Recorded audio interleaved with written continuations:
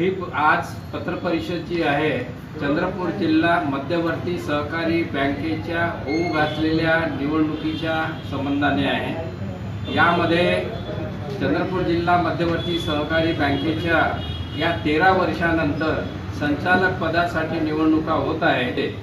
त्यांनी कर्मचाऱ्यांच्या नियुक्त्यामध्ये जवळपास 200 कोटीचा व्यवहार केल्याचं चर्चा आहे, ऐकण्यात आहे।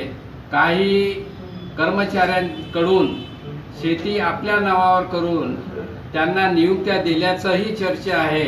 हे सर्व हा जो भ्रष्टाचार आहे, या भ्रष्टाचार शोधून काढण्याचं काम मी मनावर घेतलेलं आहे आणि त्यासाठी मी चंद्रपूर जिल्हा मध्यवर्ती सहकारी बँकेच्या संचालक पदासाठी निवडणूक लढवित आहोत आणि माझा सहभाग जर तिथे झाला तर जो माझा अनुभव आहे, मी राष्ट्रीयकृत बँकेत अधिकारी होतो, बँकेचं प्रगल्भ मला ज्ञान आहे आणि आता हायकोर्टात प्रॅक्टिस करीत असल्यामुळे बरंचसं कायद्याच्या ज्या चाकोऱ्या ठरलेल्या आहेत त्या चाकोरीच्या माध्यमातून या भ्रष्टाचाराचं निर्मूलन करण्याचं हा माझा ध्येय आहे।